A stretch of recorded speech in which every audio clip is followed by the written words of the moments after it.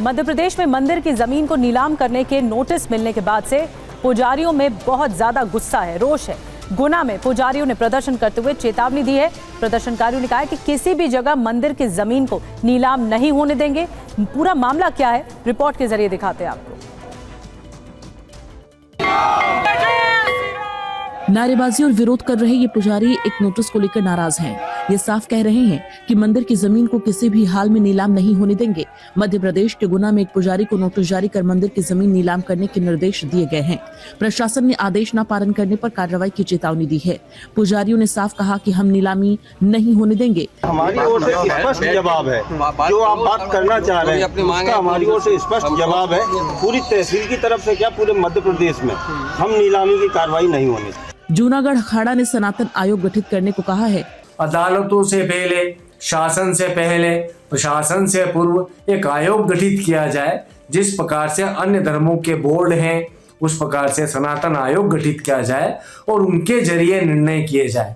दिग्विजय सिंह ने कहा है कि यदि नीलामी का फैसला तुरंत वापस नहीं लिया गया तो पुजारी समाज आंदोलन के लिए मजबूर होगा और वो खुद पुजारियों के साथ खड़े रहेंगे। यदि सत्ता के बल पर सनातन परंपराओं को चोट पहुंची तो उसका विरोध भी उतना ही तीव्र होगा। मैं इस विषय में पूरी तरह पुजारी समाज के साथ खड़ा हूँ। मंदिरों की जमीन नीलाम करने के कानून को तत्कालीन मुख्यमंत्री शिवराज सिंह चौहान ने 2023 में बनाया था। उन्होंने कहा था कि मंदिरों की जमीन को कलेक्टर नहीं बल्कि पुजारी नीलाम करेंगे।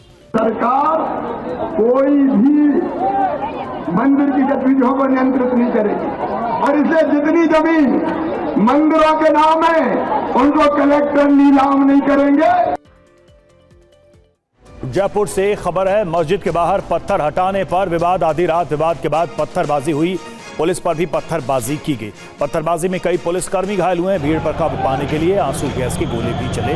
विवाद के बाद इलाके में भारी पुलिस बल की तैनाती कर दी।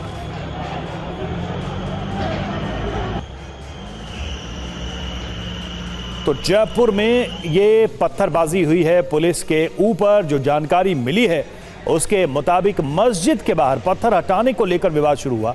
आधी रात विवाद के बाद पत्थरबाजी भी हुई। यहां पर कई पुलिसकर्मी घायल भी हुए हैं। ध्वज आर्य हमारे संवाददाता इस वक्त जुड़े हुए हैं।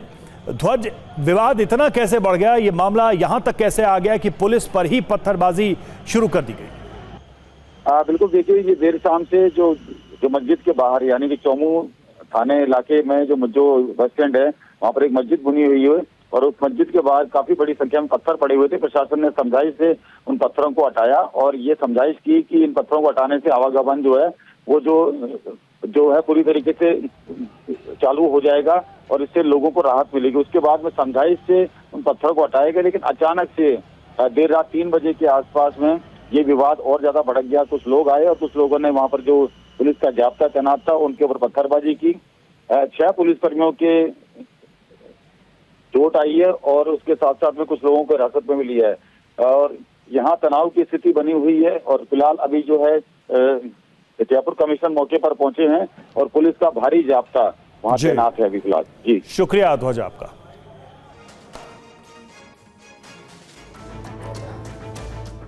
और आइए अब आगे बढ़ते हैं। पंजाब के राज्यपाल गुलाब चंद कटारिया को क्षत्रिय करणी सेना ने धमकी दी है। गुलाब चंद ने क्या कुछ कहा जिसके बाद करणी सेना ने ये धमकी दे दी, रिपोर्ट दिखाते हैं आपको। महाराणा प्रताप का नाम आप इस कांग्रेस के राज में कहीं सुनते थे? इस महाराणा प्रताप को पहली बार जिंदा करने का काम किया तो जनता पार्टी बुरा भाई जब एमएलए बन के आए थे और हम पहली बार विधानसभा में सरकार बनाई थी, तब ये आपका गोकुंदा का विकास का पैसा हमने भेजा कि नहीं भेजा। तब से ज्यादा महाराणा प्रताप हल्दी घाटी भी जानी जाती है और कुंभलगढ़ भी जाना जाता, ये भी और चावट भी जाना जाता। ये मायरा की गुफा थी कि नहीं थी? तुम्हें इतने साल दिखती नहीं थी? हमने मायरा की गुफा जो उनका शस्त्रागार था उसको विकसित किया, वहां तक पहुंचने के लिए सड़क और रास्ते बनाए, उदय सिंह जी की छतरी यहाँ पर बनाई। कौन याद रखता है इस बात को? 22 दिसंबर को पंजाब के राज्यपाल गुलाब चंद कटारिया द्वारा महाराणा प्रताप पर किए गए टिप्पणी पर घमासान शुरू हो गया है। करणी सेना ने इसे महाराजा प्रताप का अपमान बताया है। क्षत्रिय सेना के राष्ट्रीय अध्यक्ष राज शेखावत ने सोशल मीडिया पर राज्यपाल को खुली धमकी दी है। राज शेखावत ने इस पोस्ट में बेहद आपत्तिजनक और धमकी भरे शब्दों का इस्तेमाल किया गया है।